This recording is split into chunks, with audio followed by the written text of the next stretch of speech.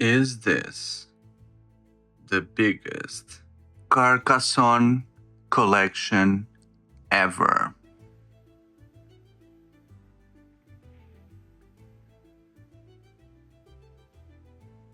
Well, this is the video dedicated to this box expansion for Carcassonne, the markets and the bridges. Not sure if the English name is this one, because unfortunately I could not find this in English.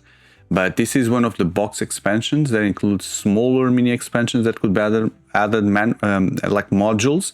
This one includes the bridges, the castles, the markets, and let's see what else. And you can notice this is not the box, right? It's just the top of the box and the bottom of the box. The reason for that is because, to be honest, I want to save everything or store everything inside the big box, the Carcassonne big box that you saw. And I could not do that with all the box expansion and the loose expansion. So some of them I had to cut out, which was the case, and just keep this. Then what you could find inside the box is the manual, right, that I'm keeping, which includes the reference to the mini expansions, which are the bridges here. Bridges have big explanation, the castles, and the markets. Just 3 expansions. Look at this. And you also have how these 3 mini expansions cohabitate the same environment with other expansions. So we'll take a look at all of them individually. And for you to have an idea, this is also the content that comes in the box, which I'm saving on a plastic bag and zip box. That's it. You have lots of wooden meeples here for these bridges. Super curious to see what they are. You also have meeples for the castles, more castles, and there's normal tiles to place. So let's go one by one.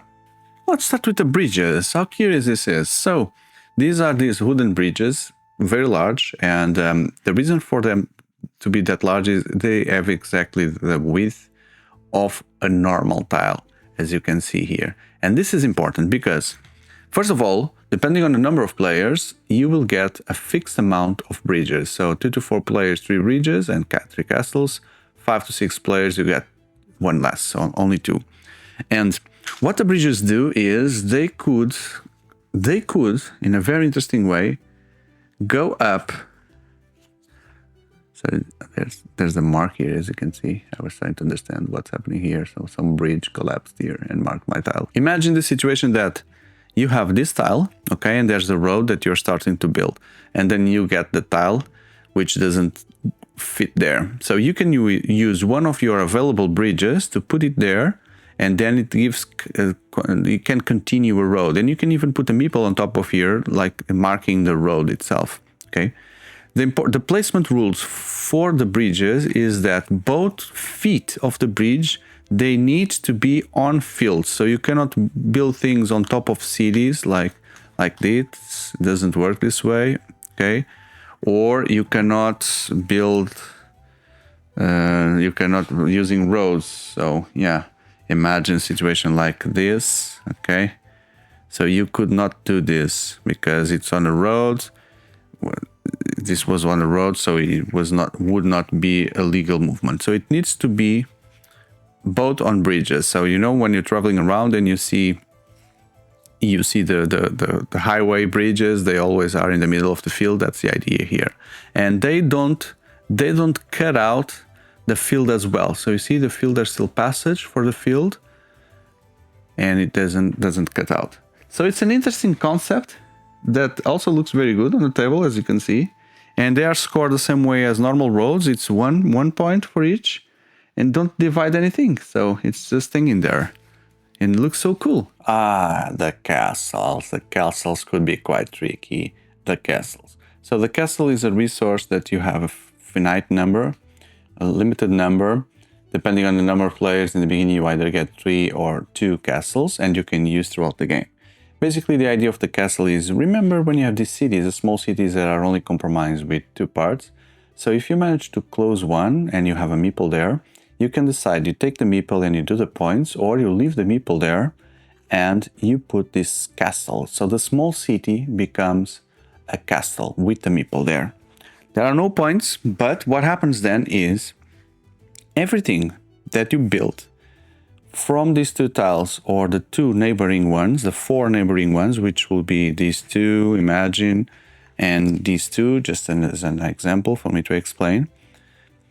The first thing that you finish from any of these 6 tiles, the first structure, you are forced then to take this meeple out, and the points that you get are double, okay?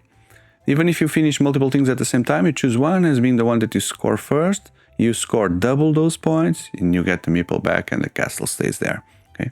So you will be, that's why it's a small city, because it's small points, but then if you plan correctly around the castle, it could be a huge amount of points. Okay? Then in the end of the game, the castles, when it comes to the fields, right? The castle are scored 4 points instead of the normal 3. And you can also score points for other players completing their structure. So if you are the one completing, you get the double points, but if someone else finishes structure with using one of these 6 tiles, they get their own points, and you, if you still have the meeple there, you also get exactly the same amount of points. So it could work either for you to build or for planning to steal the points, not steal, get the same points as another player around. This only works for completing structures. So fields, sorry, in the end of the game, they won't score twice because it's just by completing structures. Last but not least, there are a few pieces here that includes the mini expansion, the market. So you see there's a market existing in some of these pieces. As you can see, it's that symbol with the tents, etc. Big party happening. It could be outside the cities, inside the cities. But then what happens is when you place one of these things, you score whatever you need to score, you put meeples, etc. And then you start a trade. Depending on the number of players, you pick that number of tiles from this normal supply.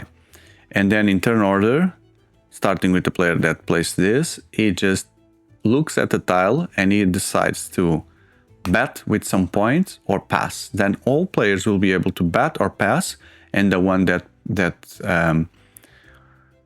bets the more points takes the tile for himself. Okay, so he can use that tile to place.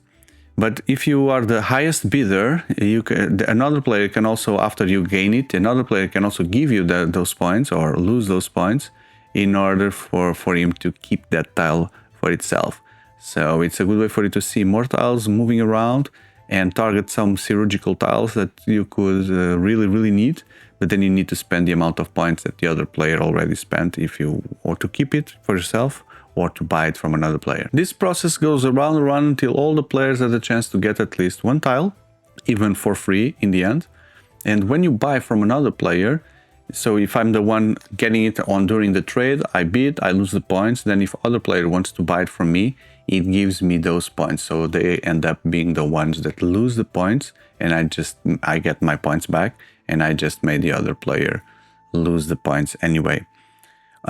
Please note that if you draw another market tile during a trade or during this auction kind of thing, that doesn't trigger a new auction. It just works as a normal tile that is placed down, and that's it. Okay.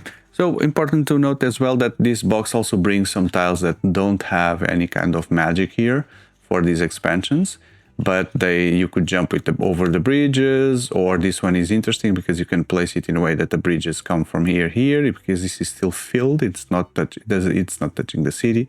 So this could go as well in the middle of the normal pieces for them to come out, and you can identify that there.